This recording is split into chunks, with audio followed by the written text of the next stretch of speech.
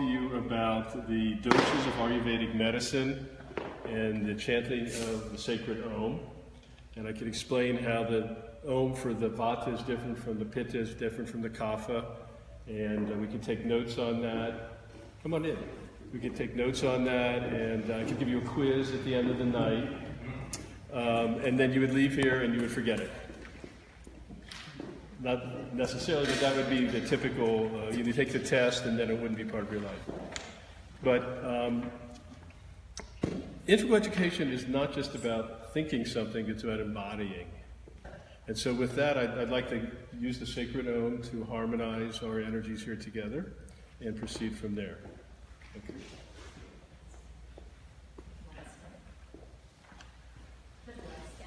No, I don't think so. Everybody can hear me, I'm not echoing too far. So in Ayurvedic, the ancient medicine of India, there's three primary forces that are known as the doshas. This is different from the well-known chakra system, although they integrate. There's Vata, Pitta, and Kapha.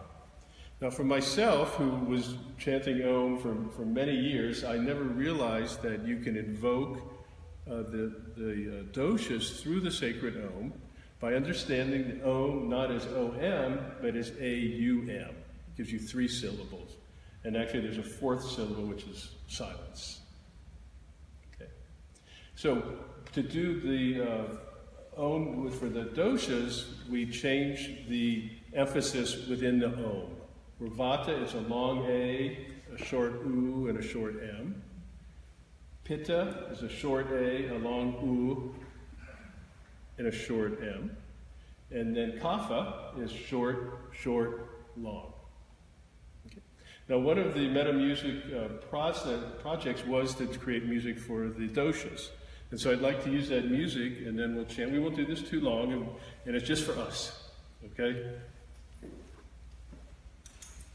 If there's any questions that come up, please don't hesitate to ask.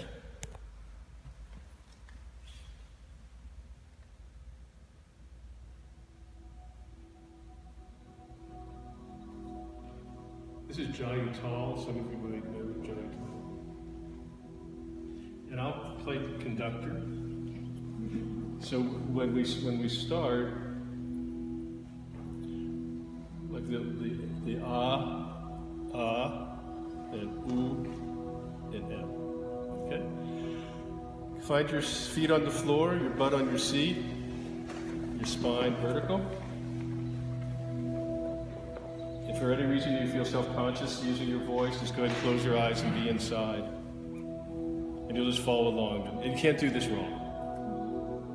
Okay? So again, our intention is to invoke the doshas. And this then correlates to organs of the body, the emotions, food choices, seasons, the whole galaxy of who we are and what we can be. So we'll do each of the ones, we'll chant 3 times.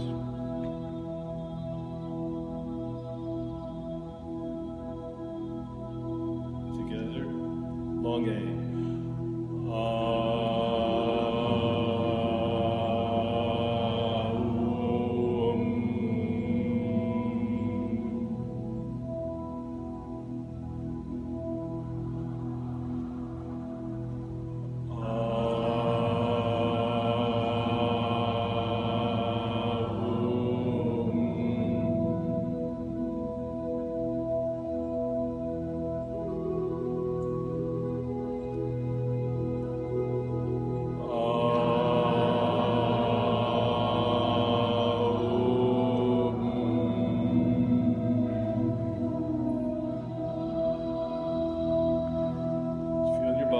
Changes as we'll stay in Vata for a few moments.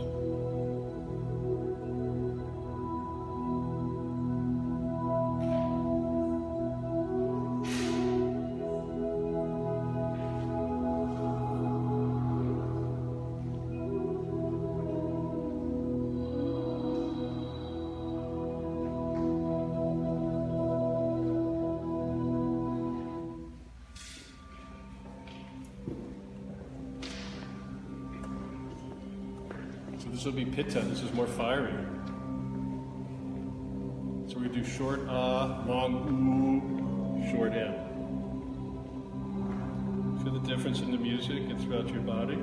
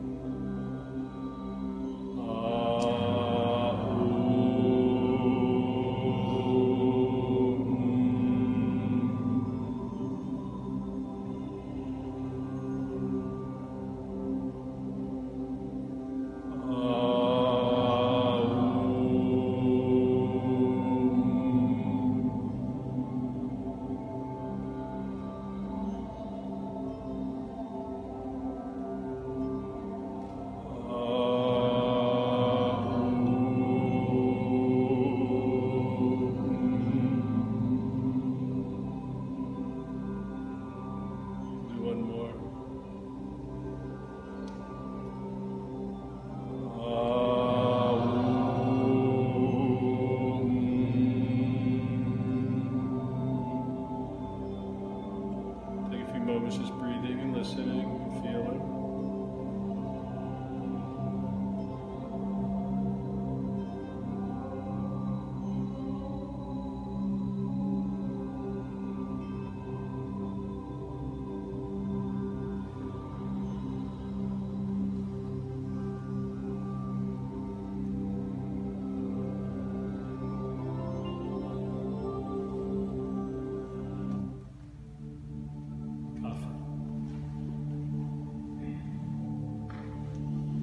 Is more about the structure, the physicality of the body.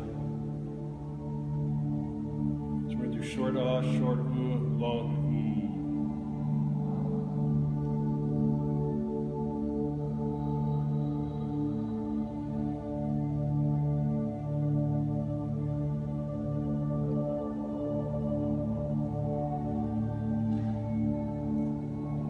ooh. Nice breath in.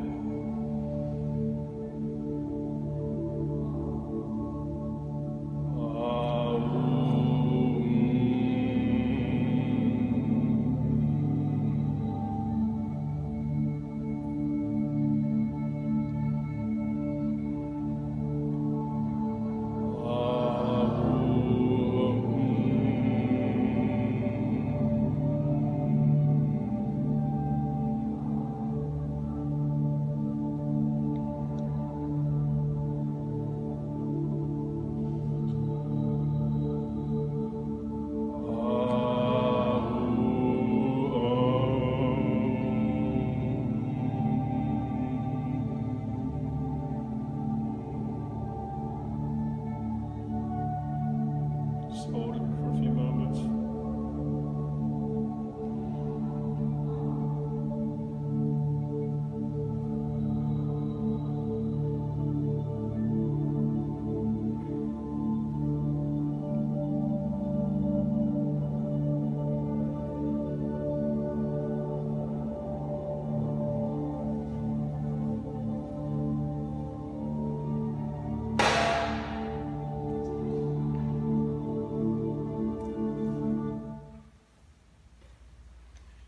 So take a moment, just check in with how you feel compared to when you walked in, if there's any shift, anything you sense differently.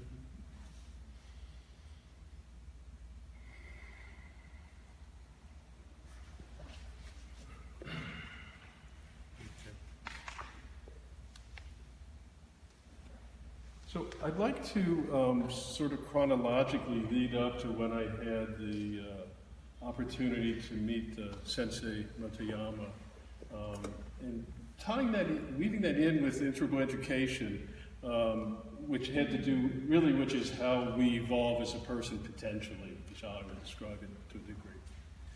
Which is, I think if I look in the mirror and see myself 50 years ago, I couldn't imagine myself here. 50 years ago, I'm graduating from high school in Cincinnati, Ohio. I'm straight as an arrow. I was class president. I used to wear a tie to school, brogue shoes, would never think to wear blue jeans. From the time I was 4, I wanted to be a doctor, so I was setting off to Oberlin College as a pre-med student.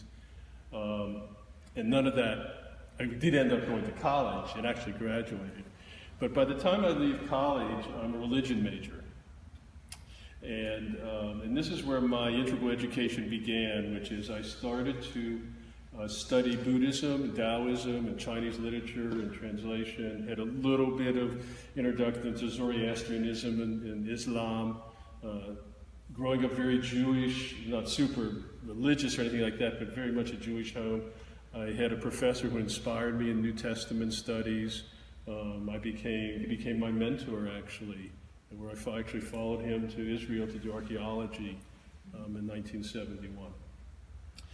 So all this, there I am, and I'm leaving college, and I have no clue about who I am really or what I want to do. Looking back, I realize now that I was strongly influenced by an early integrative thinker, a man named Thomas Merton, just a little bit about Thomas Merton, because I was studying a seminar with him in my junior year. Not with him, about him. He sadly had already died. But Thomas Merton was a conscientious objector during the Second World War, who he lived in Europe, he lived in America, he spoke fluent French, he was a great intellect, and all of a sudden he decided to become a Trappist monk, to become a hermit Trappist monk.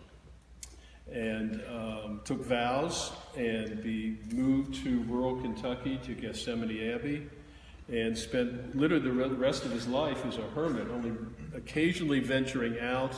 And one of his most important ventures out is when his life ended. After visiting the Dalai Lama in India, he went to Thailand for a conference of religious leaders and knocked a fan into a bathtub and was electrocuted. But he inspired me because he was the first Western mind who merged with D.T. Suzuki intellectually and started to explore the higher states of mystical thought from an Eastern and Western perspective.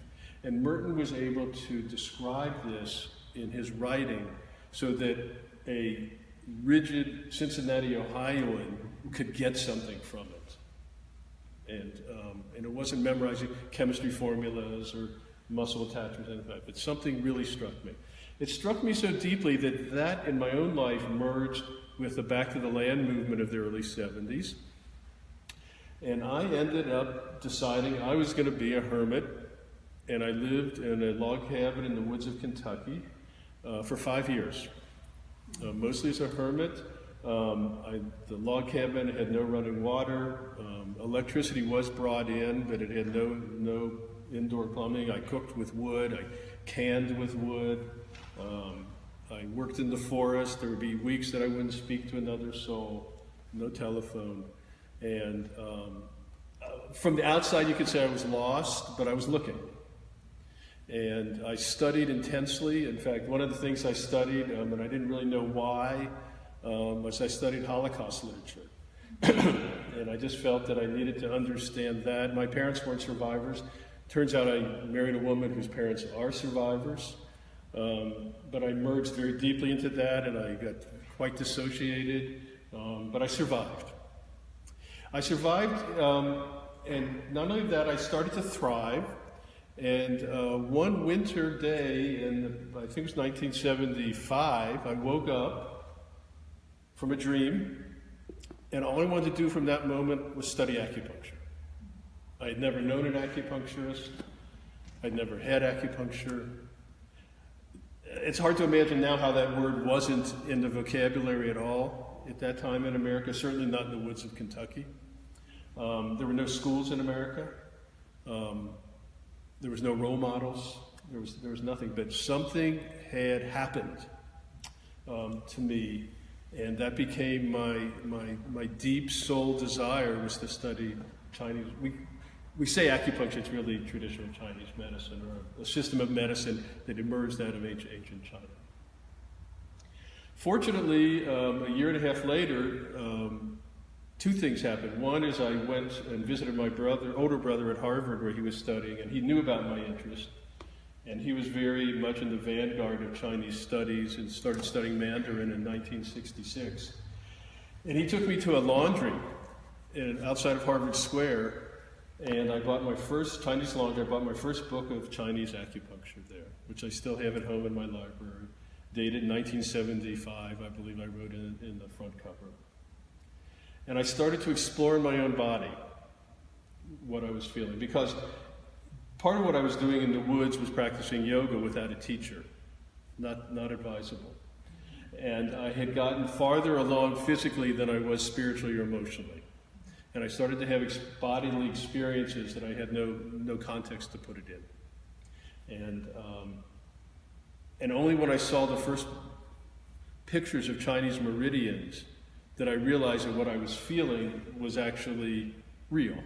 It was something that had been discovered and documented and then utilized literally for centuries. So I started to have that experience, and then a number of months later I went back to my hometown to help our parents move from the house they raised my brothers and myself in to a much smaller house. And I stopped at the only vegetarian restaurant in Cincinnati at the time. And the Macrobiotic Society of Misio Kushi and George Osawa had a newspaper. It wasn't even a magazine at that time. It was a fold-over, like a tabloid, you would call it. And leafing through that while I was waiting for my undercooked soy burger to arrive, I saw an ad announcing the first state-approved school of acupuncture in the United States was opening in Boston, actually Watertown. And in that moment, I knew my life was changing. And so I actually wrote a letter, put a stamp on it. I didn't search it. There was no searching to be done at that time. And I gave up my life as a farmer and a tree farmer and a hermit and moved to the big city. Boy, was that disorienting. But from the first day I sat in class, I felt so grateful and so blessed to be there. And one interesting thing is, of the about 20 people in my cohort, not one of us had any aspirations of a career in Chinese medicine or acupuncture. We had no role model to look to. There was no. We were all there as part of the next stage of our own spiritual paths. So, did that, survived the great blizzard of 1978 in Boston, and it was during that blizzard I learned about what we would now look at as an integral program in psychology here in San Diego. It was at the old University for Humanistic Studies, and it was a school. There was a college within it, which was a bodywork program. There was the IPSB, Institute of Psychostructural Balancing at the time it was called, and it became the International Professional School of Bodywork. And I was living in a house. There were 9 of us outside of Cambridge. I look back on that period of life. I can't imagine. It was 9 of us, 1 bathroom. I was the only American in the group. There was a big map of the world on the wall from the National Geographic, but didn't have America in the middle of it, which right there is part of integral education, where we, as Americans, don't see ourselves as the center of everything. But I've been studying yin-yang theory, and I'm up here in the snow in Boston, and down here is San Diego, and I thought, you know what? That's a switch I think that would be beneficial in my life. And so I never visited San Diego. I had no idea I was moving to one of the most wonderful places in the world. Drove across country in an old Chevy and landed here. And at that time, I had graduated with an acupuncture Chinese medical degree, but didn't qualify for anything for licensure in California at the time. But I immersed myself in the studies. And the studies then were called holistic. And people didn't use integral at that time in America. Sri Aurobindo already was, I believe. And he was already inspiring people like Michael Murphy, who founded Essel, and the Auroville people in southern India. But it was called holistic education, body, mind, and spirit. It's a difference between, in a way it's like going to cooking school and never eating what you cook, or going to bodywork, studying somatic psychology and never being touched, or never processing, never having an emotional release. But here I found myself, and I was very green. I didn't really I wasn't used to, I had never been around people that were survivors of alcoholic parents. I'd never been with people that were overtly, had been subject to abuse. And all of a sudden I'm in these study groups and I'm hearing things I had no understanding of, but my heart was open, my mind was open. I was ready, I was a sponge, ready to learn. Now what was interesting for me, and this sort of is going to segue to here, I promise, which was I was one of the first English-speaking, academically trained people that knew about Chinese medicine. And the IPSB school and the UHS environment was very interested in this model because people were doing Tai Chi and meditative processes, but no one knew about meridians, no one knew about the points, no one knew about the spirit of the points, or even just to locate the points, or physiologically what the points can accomplish. So before I know it, I was asked to be a teacher. And looking back, it was a great opportunity. It made me a much better student. I think I was true to the spirit of what I was trying to teach, but I was not ready to be a teacher, certainly not ready to be a sensei of any sort. I was a transmitter of information, and I was learning to embody that, but I wasn't there yet. But I found myself immersed in that. And not only was I teaching to the UHS and the IPSB people about this, but in 1980 I get a phone call, and at that time I was practicing without a license. But just as I'd never advertised, but family and friends, people at the school that had neck pain and menstrual issues, with a variety of things that happened.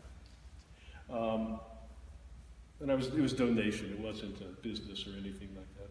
I had learned in Kentucky to live on nothing, so if I made $40 a week, I thought I could, avocados used to just be 25 cents, so you could, for $1, you could eat for a week almost. So I get a call from a fellow, and I said, "Are you Rick Gold?" I said, "Yeah." He said, "I understand you studied with Dr. So and Ted Kapchuk in Boston at the New England School." I said, "Yeah, that's true." He said, "I'm being sent from LA to start a Chinese medicine school in San Diego, California Acupuncture College. Are you interested in A, teaching, and B, finishing your requirements so that you can become licensed in California?" And I said, yes and yes. This was another, it was like one more, throughout my life, blessedly, these arrows just keep finding me and setting me on the path that I need to be on. So that was Joe Lazaro, who became a dear, dear friend, who's sadly deceased now. So with Joe Lazaro and a few other people, we started a school for an organization in LA. So here I am simultaneously doing my doctoral thesis, my research, teaching at two schools at this point, and having a time of my life. It's gotten only better, but at that point, I felt like, wow, I have purpose now. I'm starting to grow up. And actually, I finally gotten dirt from under my fingernails out at that point, because I was clearly had been a dirt farmer. But I didn't shed my coveralls and overalls quite yet. So I was busy doing all this. In '83, I defended my dissertation, got my doctorate, took my California license exam, got my license, and took a deep breath. And when '85 came along, I said, you know what? Actually, we had already started Pacific College of Oriental Medicine. There's a side story where California Acupuncture became a crazy organization in LA, and they went under, and we started Pacific College. The same Joe Lazaro I mentioned, and 2 other partners. So in the winter of '85, I said, this is, I'm way too far along, and the rope is getting stretched too much. I need to be a student. And I felt that I couldn't be a student really so much here in San Diego. I needed to go overseas. So I planned a 4-month self-funded sabbatical to go to Asia.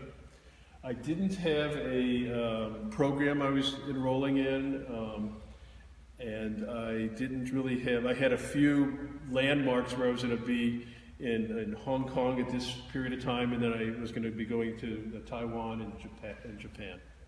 And I was going to Japan to meet someone who had been a very important person in my life without me knowing him at that point, which is a man named Yoshidi Hagiwara, who created the first easy-to-use green drink called Green Magma. because I had come out of the woods not in great health.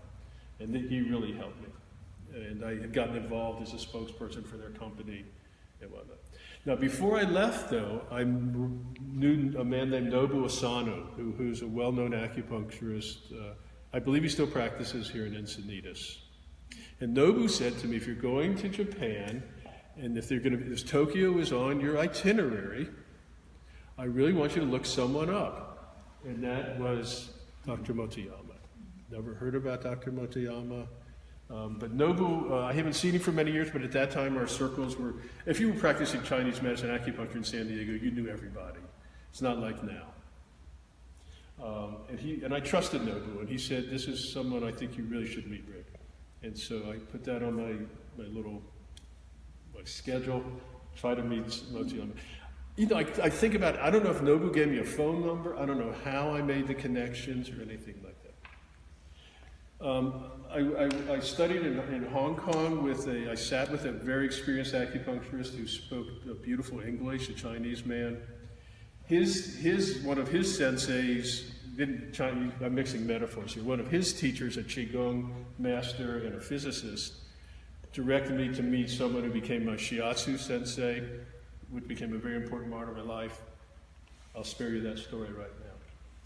But later in that trip, in the winter of 1986, I made my way to meet Dr. Motoyama. And again, I did not know of his remarkable life achievements. I didn't know that he was a head. They don't call him gurus. He was the priest of a new religion. He had multiple followers. He had a huge community of people that looked up to him. I knew none of this.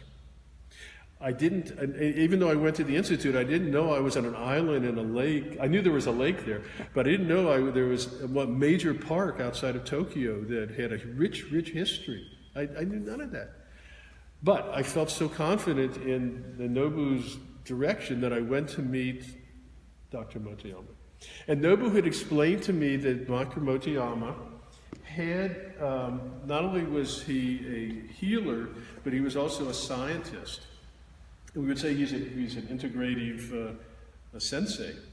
He had developed a technology for measuring the energy of the meridians.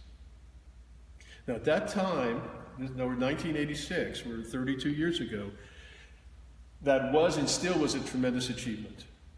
In fact, it was a significant enough achievement that Motoyama's technology has FDA approval in this country as a scientific study tool, which is a tremendous achievement. So I went to the Institute. They were very gracious. I believe we had lunch, and then they did a reading, which you can have done here. I guess you're not familiar with this community so much, but the AMI technology's here. Here we have it in a Faraday cage, which actually blocks all subtle energy, so it's a cleaner reading. There we just sat in this beautiful shrine and did it. Dr. Motoyama looked at the data, talked to me about my energy, my meridians. He gave my readouts to his wife. She gave me a psychic reading based on that data. And it was just a wonderful, wonderful, wonderful day. But again, I didn't have any, what's next? Again, I didn't realize who I had the honor of sitting with. I was just following directive to meet this man, and he was gracious enough to greet me. I returned to California, then it would have been the spring of '86, and resumed my life of teaching at two schools, a private practice, on the board of Pacific College, actually on the board of the IPSB school at that time. Got very, very, very busy again. And then it must have been, would it have been 1990? When did CIHS start? 92. So again, my phone rings in 1992. It wasn't Dr. Motoyama, it was whoever his administrative key people were at that time. Hi, Rick. I understand you met Dr. Motoyama and that you have a license in Chinese medicine, you're an educator, a practitioner, I said, yeah. We're starting a graduate school in San Diego, and we want to know if you want to be involved. Oh my gosh, what an honor. So I said, absolutely. I didn't think that, I'm already teaching at two schools. I had recently gotten married, didn't have kids yet. I mean, how I got married, ended up getting, I mean, how I met my wife's a story I'll save for another day too. But it took me being invited to Israel to meet her. But that's a love story. That's not I guess that's integral. And so they were starting the school. Now the school originally was started on Vulcan, right by the train station. There wasn't the train station there yet. There was a little depot, I think. And what Dr. Modiyama wanted me to do was to teach meridians. Teach the basic meridians, which I love to teach. I still love to go back to brand new students that have no knowledge of any of this and say, large intestine 1, just one by one, trace the meridians, do meditations, feel the meridians, press points, feel it. Where do you feel it? What connections do you feel? So, and the school was getting up and going at the time, and I felt very happy to be part of it. I continued doing that for a few years, and then we had our first child in '95, and at that point, it was I just couldn't do everything. And I've always lived in the city. I've never lived in North County. So I stopped, and I thought, okay, it was a wonderful thing, and I saw the school was here, and there was ongoing classes. Again, there was no websites yet to check into things, and I just moved on. Then 7 years ago, I was teaching an adjunct part of my work, which is in traditional Thai medical massage, and I was at Esalen Institute teaching that, where I taught 15 consecutive years, actually, luckily. And I encountered, if you know Esalen, there's a trail that goes down through the garden and across a creek. And I'm walking up the hill there, and I see a guy walking down the hill carrying a case that I'd never seen before. It turns out it was a case for an oud, which is a Middle Eastern lyre, L-Y-R-E.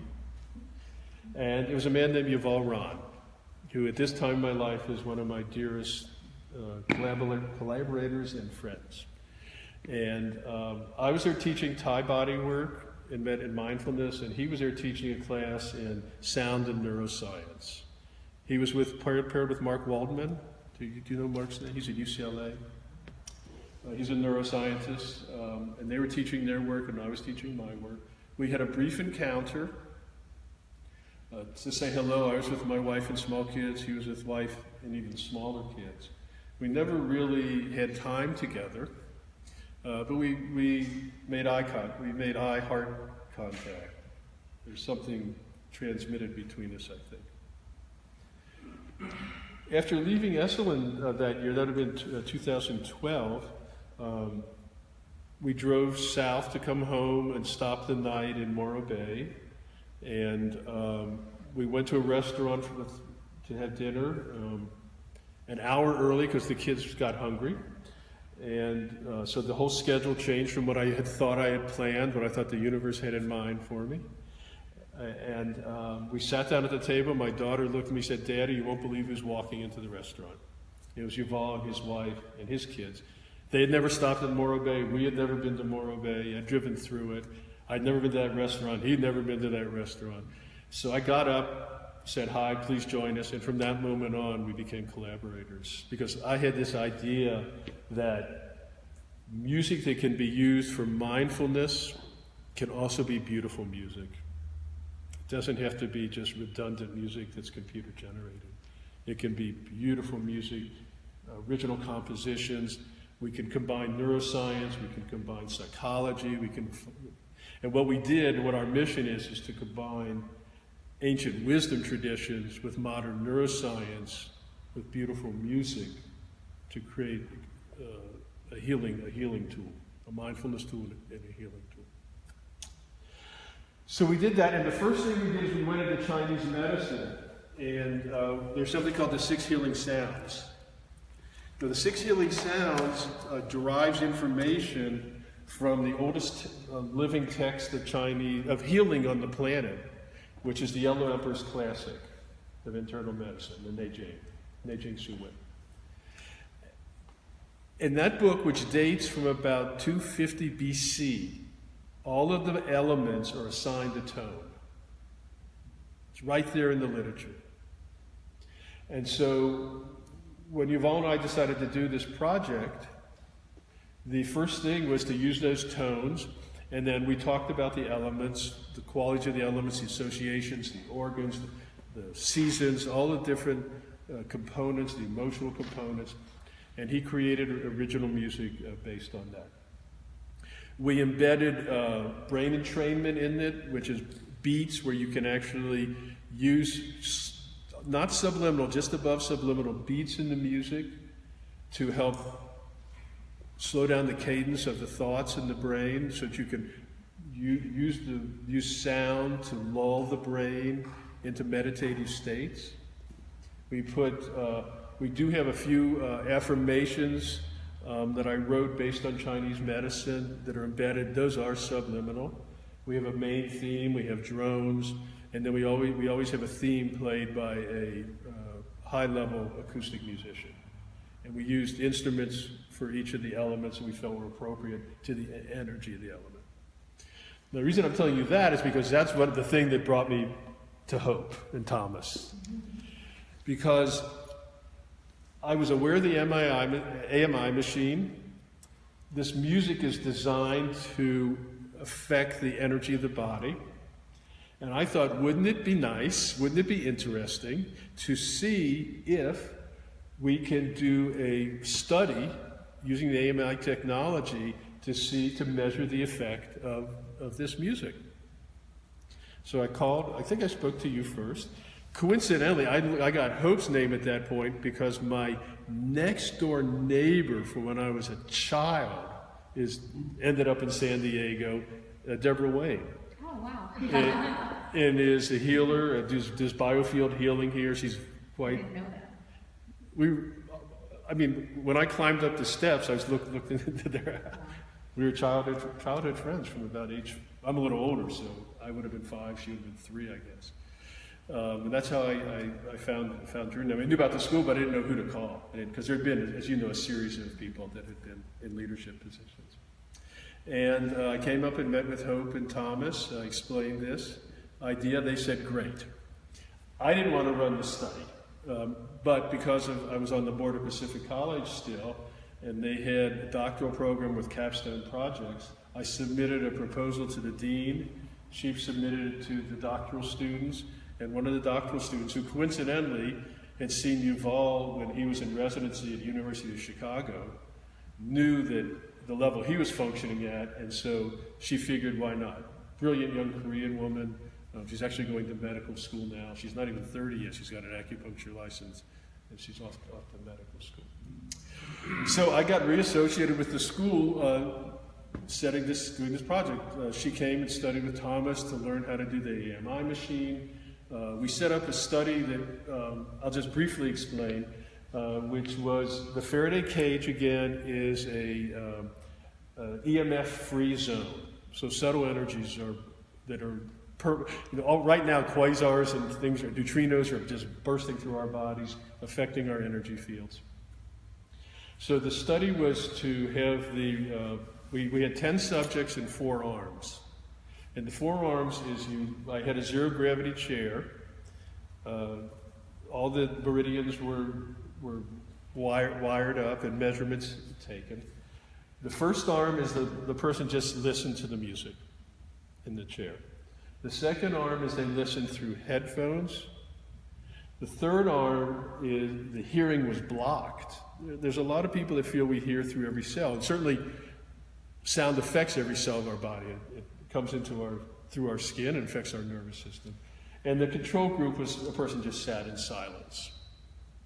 Each of the people did all 4 arms. It was randomized. They came in and they picked a card, and that was which of the arms they did that day. Kara, she set up the whole thing, and she did all the arrangements. I bought the Starbucks cards so we could give gifts to everybody. Everybody followed through, and the data was gathered and it was analyzed statistically. And it was interesting that one of the things is the AMI machine puts out so much data, it's overwhelming. And I've not become an expert in the AMI by any means, but we had a statistician at UCSD gather all of our data, And I think everybody's energy came into more balance, because even the person that was the control was sitting in a dark room in a zero gravity chair for an hour. It's like being in a safe cave. No stimuli, just your thoughts. Maybe you fall asleep, maybe something happened. But the earphones were the strongest effect, that direct into the brain of what was happening. So we had a very successful study here. She defended her dissertation. And then I'm not sure how much longer after that, I got a call from Hope that major changes were happening here at CIHS, which were, sadly, the sensei had departed his physical form. The school was being more or less coerced or forced or encouraged by the change in California state law, that if they were going to remain a degree-granting graduate school, they had to become accredited. They had to become regionally accredited. Till then, until a couple years ago, the school was being run totally by the Japanese religious organization, Jinja. How do you put it? What's the Jinja? Tamamitsu Jinja. Tamamitsu Jinja, which is what they call a new religion in Japan, registered with the government. They have a facility, they have services. Modiyama's story, how he became the head of it, it's a story of biblical proportions. It's a magnificent story, very spiritual, very, very involved. But to become a California accredited school, you couldn't be run by a non-public board. You had to have an independent governing board. And so, and it couldn't be run by remote from Tokyo. It had to be on site with a board. So Hope and Thomas set about assembling a board of directors, which I have to commend you to. Like meeting Paul and meeting the people we get to be with is just, it's a marvelous thing. This gentleman, Joseph, has come along to be our guiding force, who had great experience in integral education it's a 50-year-old school in the Bay Area, California Institute of Integral Studies. He brought tremendous wisdom and knowledge about accreditation. If you've never been through an accreditation process with the school, it's like going to a proctologist, a gastroenterologist, a dermatologist, a radiologist, a gynecologist. It's like you get looked at every which way. But a school matures, and that's definitely happened here. So CIHS is definitely in a new phase of its life. It really represents, I think, the high ideals of integral education, which is to, a lot of times the literature, I saw this on CIHS, is you integrate East and West, but I don't think that's adequate, because I think we want to integrate South American traditions and traditions from Central America and Aborigine traditions. I think that there's wisdom all over the planet, and to help a student to break down their ethnocentric idea that the way you've been raised and the way it is and the language you speak is reality, and everything else has to be measured against your view of what reality is, and your reality is superior, is BS. That there's tremendous beauty and there's tremendous wisdom, tremendous potential, so many traditions. To study in small groups, to not have emphasis be on testing, but on embodying the knowledge and embodying the experience. These are such vital parts of what's happening in education. Most of the students are adults. We do have some undergraduate programs here, but probably over the years, the mean average student's been late 30s, 40s, something like that. Mm-hmm. These aren't students that are going to want to sit and be lectured to and then regurgitated back. They want to be innovative in their thinking. They want to think outside the box. They want to throw the box away potentially. To be open to new ideas and new influences. So, speaking personally, this random encounter I had with this genius man has made this next stage of my life something very special, which is I get to be in a leadership position of an institute I really believe in, where I have no financial interest, I have no investment interest, I just have expression of love and desire to educate. And having been in for-profit education and on the boards and being on the line and writing checks sometimes to pay faculty, being in a position of just trying to decide what's best for the institution, what's best for the students, without any personal entanglement like that, is just truly a blessing. And I thank you both for not only just being here leading this place, but to have this opportunity to be part of it. And it's an exciting time. Even though we're a 25-year-old school, this is a startup. Right now we have the opportunity where our graduates will be able to sit for licensing in psychology, the kind of courses that are being taught, the ability to do online courses. There's tremendous potential and opportunity there. And I think that the integral, holistic model where we honor all aspects of a person, and you can't grade someone on their spiritual development, but you can observe what's happening. And you can see what happens to a person in their coursework. And you know you're putting graduates out there who are going to make the world a better place, that are going to be honest communicators, that are going to seek what's best for the planet, not just for themselves, to view maybe 5 generations from now or 7 generations from now, that what's good for them is as important as what's good for me right now. These are really very high ideals. Which brings us to this, which I asked them to bring. This is like a mission statement about the school. And I'd just like to look at these together for a few minutes, answering questions, and then I want to share a guided meditation from the most recent work which I've done at Yuval, which I think is quite special. I want to share that with you. This actually comes out of the WASP document. This actually we pulled from the WASP document. Yeah, this is pulled from our WASP documents. Okay. And for me as a member of the board, or just me as a human being in this community, to have these types of ideals, that something I can be part of, is a life-enhancing thing. And to realize that that's what we're educating people here in, I think is just marvelous. So, we are here to promote a society which enhances the integration of science and religion. To understand human existence from the total perspective of body, mind, and spirit. To establish guiding principles for citizens of a global, or a global society, or a potential global society. And boy, the forces that are all around us are not heading in that direction right now. To establish energy medicine will prevent disease and promote health. To elucidate the mechanisms of the correlation between mind and body.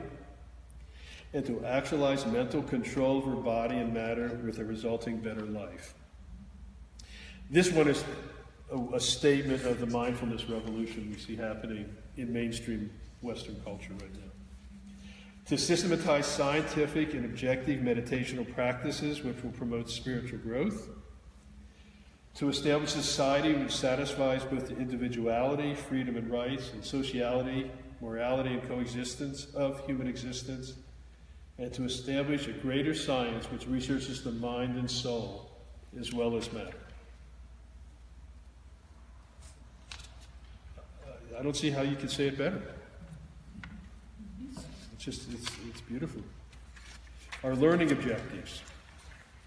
To develop a holistic or integral view of the complementarity of scientific, spiritual, interreligious perspectives. Appreciate human existence as a multidimensional phenomenon, including mind, body, and spiritual aspects. To be aware of multiple developmental mindfulness practice as they're informed by ongoing research into the interrelation of body, spirit aspects, body, mind, spirit aspects. Understand sociocultural connectivity is an irreducible fundament of being. Be able to apply those understandings informed by strong information literacy across disciplines and through multiple modalities for the betterment of a sustainable global society. Bingo. And I would say it's a process. It's absolutely a process. There's much work to be done. Hopefully we'll continue to track extraordinary students that can carry on the vision of Dr. Motoyama, and it's a pleasure to be part of this process. Okay, bingo, I thought I'd come in an hour. Did it? Any questions or comments or?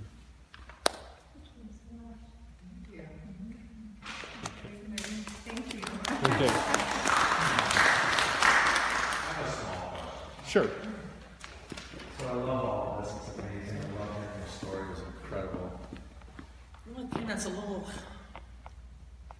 hard for me is you're saying to promote a society which enhances the integration of science and religion, but that's the only place I hear religion, and all the rest is spirituality. So how do those two coincide and enhance one another? And are you talking about all religions? I would say so. I think there's validity, I think, in all these spiritual paths. We've created so much structure around spirituality to create these religious models. That might have been lost in translation a little bit there, I think. Because although in Japan, the spiritual movement that Dr. Motoyama became the leader of is registered with the government as a new religion. Now, I don't know the Japanese word for that, but it's registered as a new religion, not a spiritual movement. Now, that might be what's required for their tax status of all things, like a 501c here or something like that. But I think in that instance, I would expand religion and spirituality, because you certainly can be spiritual without being a member of any organized religion. Yeah, I mean, if you've ever read anything by Dr. Ernest Holmes in Science of Mind, they take everything that's great from every religion and use that as a spiritual quest. That's what he really means, is our perspective is a oneness perspective, and when he says he wants a global religion, he really means a oneness philosophy that is inclusive of every aspect of the person's soul, body, mind, everything. So we're not a religious school at all. We do follow these principles, and the global society or the global religion is about that oneness perspective. So it's way more science of the mind than it would be like a traditional religion. Yeah, I'd like to add a little bit about that too. Please. That's a great question. And his religious perspective was very much world religions, like you said. And he trained himself in India, in Hinduism and Buddhism, and he was Very high in yoga as a young man. Yeah, he was a yogi as well. And he was very inclusive in his religious perspective. And I was working with him when he was, I think he'd had these principles already established, but there was still talk about how to market the school and how to say the mission of the school, and should we use the word religion? And people at that time, even at that time, this was 98, 97, 98, 99, there were people who would say, you shouldn't use the word religion because people get uptight about that, and you should use spirituality instead. But he was very firm. He said, no, I'm going to use religion, because he thought of his religious perspective as trans-religious, inclusive, multi-inclusive, and working towards what could in the future be a world religion that's inclusive and not exclusive. Thank you. It's like the Baha'i faith. Yeah. Mm-hmm. Yeah. Yeah. Enjoyed hearing your history, your biography. So, question: given this rich background you've had, as you read through the the mission statement as you read them to us and the learning objective, anything missing?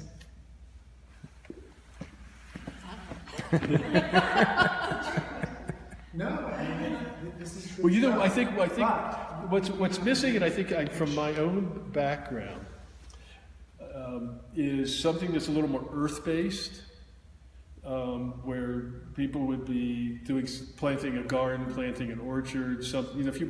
When you plant an orchard, it's a promise for the future for 5 to 7 years. A garden you're planting for the next few seasons. I think some way getting your hands in the dirt and getting that seeing the life cycle played out in nature a little bit, I think would be really important.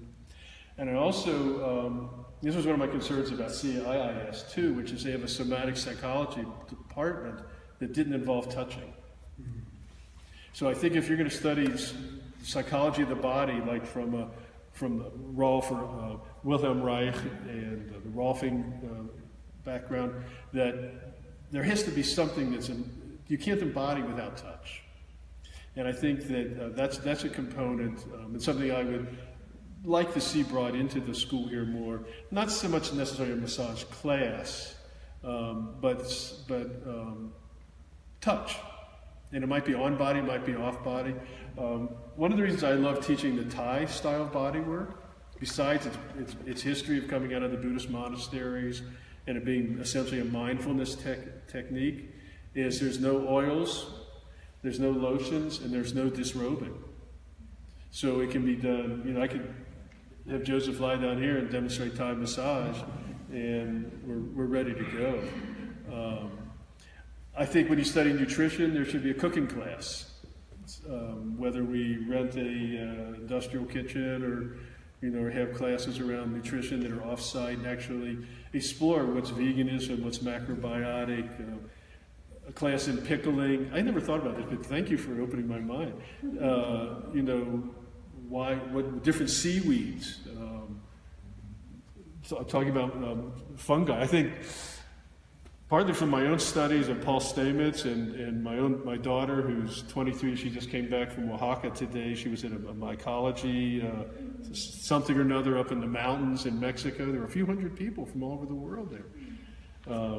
I think the way the fungi work, I think there's a lot we can, maybe the upper lot we can make into the farm here.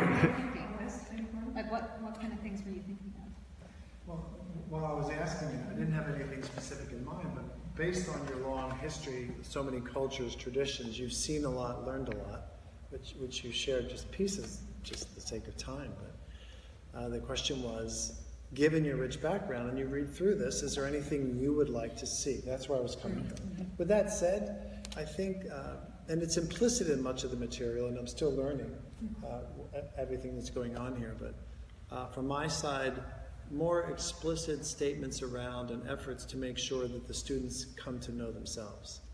They're studying energy, they're studying this, but are they knowing themselves? Yeah, that is a key component in the classes. The students can say that it is this kind of therapist, know thyself, or healer, know thyself. So that is an emphasis.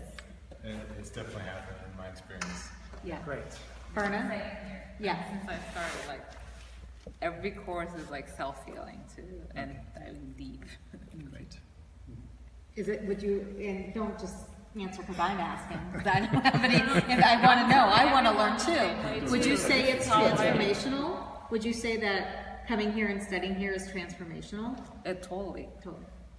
Agreed. Yeah, everything that I've learned is experiential as well. So we're learning theory and then applying it to my personal life. Yeah. And also if they come and they say, well, I really want an exploration in this, we will try to make whatever this is happen within, academic structure that we have to go by, but we'll try and, there's several classes we had a violence or non-violence community policy and practice class, and that was based, were you in that class?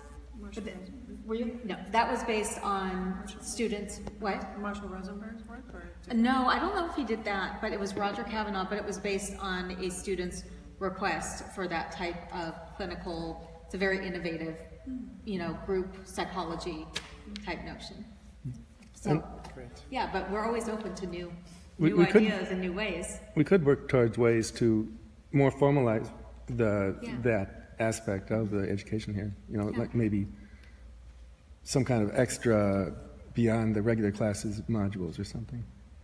Or a certain elective in each program. I know for myself too, it's things that previously could be have fear around. Like I visited the Grand Mosque in Cairo. It's right this year before the Arab Spring, and it was an amazing experience, and I was afraid, going in. We were with the kids. I felt protective as a father. Actually, our son, who was 13 at the time, that his bar mitzvah year, we said, what would you like to do? He said, let's go to Egypt. And I think maybe bringing in people from different cultures, spiritual leaders from different cultures, and then have the foods and the rituals and really just experience, because I got early on with Thomas Merton, which at the higher levels, all of these structures which separate us through religion crumble. Because when minds meet and the hearts, connecting through the heart-mind, the Shen we say in Chinese medicine, then a lot of the things that we see as obstacles or barriers fall away. I mean, could you imagine in the 50s that you would have yoga being taught in churches, synagogues, YMCAs, public schools? Yeah. Who would have considered? I know for myself, just within my time in Chinese medicine, I mean, when I first got here, people would say, what do you do? I go, now I go, people are talking about their spleens. Yeah. I think bringing our work out into the community more, doing Qi. We know that Tai Chi is incredibly good for balance with senior people. I'm on Medicare. With us, it's extremely valuable. Mindfulness with children. They've shown that children, instead of getting disciplined and sent to the corner or instructed how to follow their breath, you don't have to call it meditation.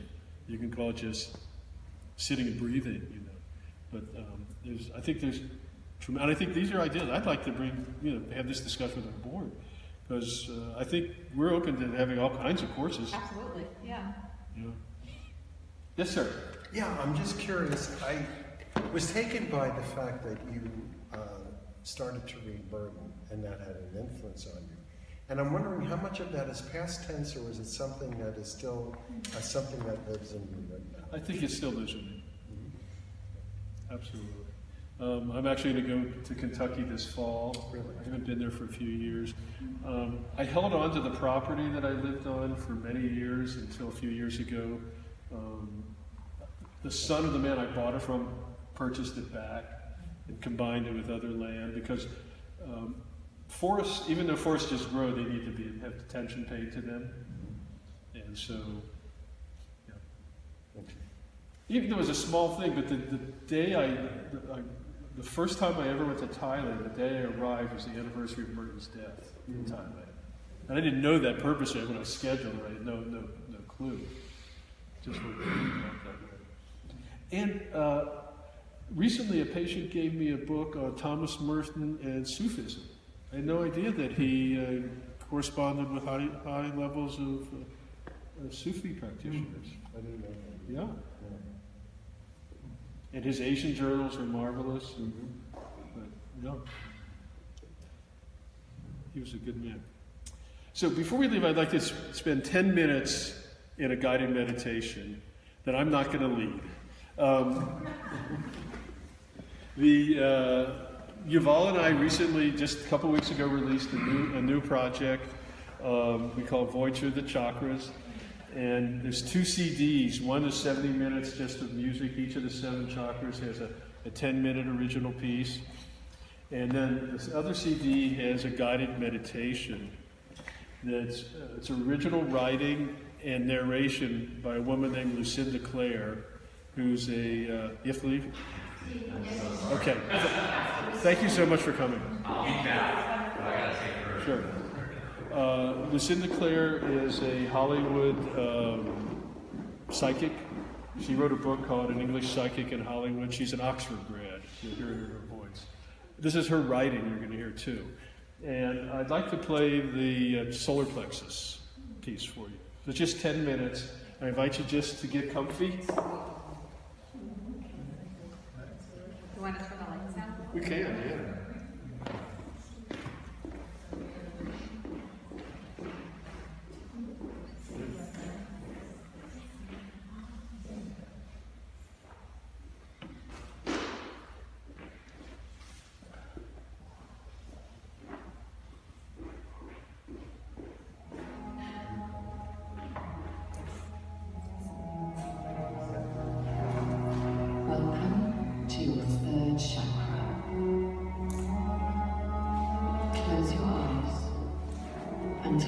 3 deep breaths.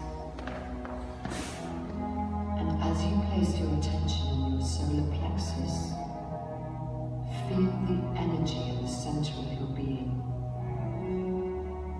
And as you hear the sound of your breath going in and out, feel the music of the third chakra.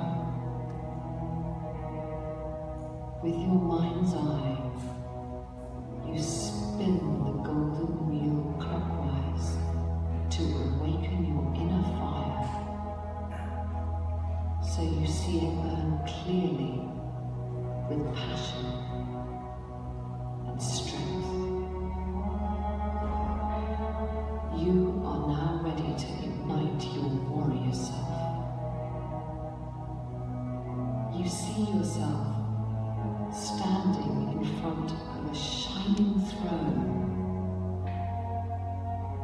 You look up and see your hand holding a sword. This is the sword of truth. You are going to cut away everything in their kingdom that is destroying you. Suddenly you are surrounded by dark, negative energies. The dark forms make their way into the clearing. You name them: anxiety, anger,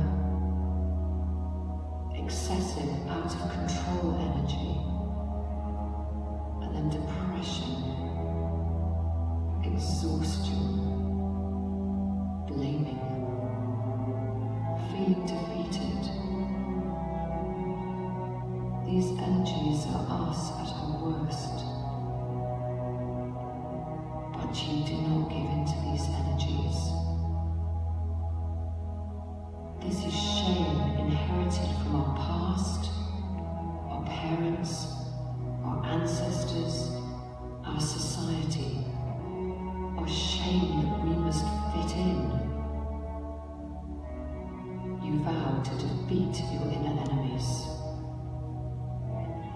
You know how powerful you are. You are going to slay the demons of self-doubt. You come from the light, and darkness will not triumph. A blazing golden light comes from above, and by grace, it floods your being.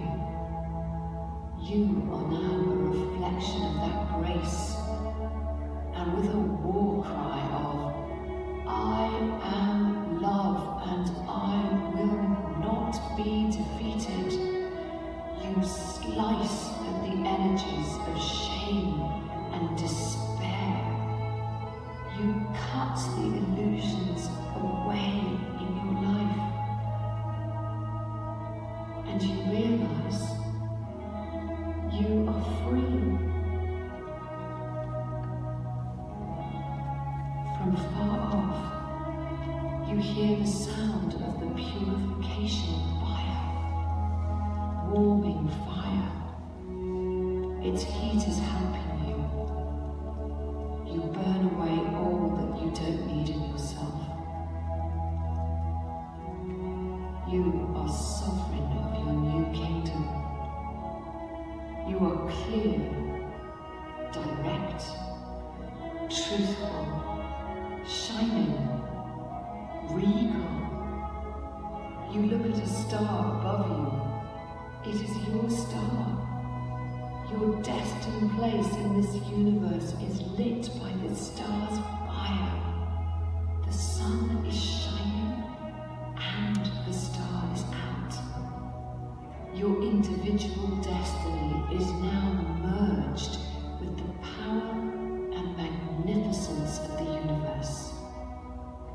You are the victor. We are victorious. We are champions of life. Hear us roar for truth and justice for all, for peace to triumph. triumph over war, for humanity to love and not hate, for loving kindness to be the way of the world. Heaven on earth, with all of us on our individual thrones of enlightenment. You know you have the transformative fire for good and love that burns and sets you and others free. May you be the light now. Take your seat on your throne. Survey your new life, where you are unafraid to speak your truth, where you bring your dreams and the dreams of others to fruition, where you are a true visionary for our world, where you listen to your soul's whispers and have the power, the strength, the determination to turn to gold the most dire of situations in your life. And in this dark but beautiful world of ours, your light and fire can change things. Steel yourself to go out into our world with your compassionate sword of truth and create harmony for all. Listen to the music and whisper to yourself the ancient mantra of transformation and empowerment.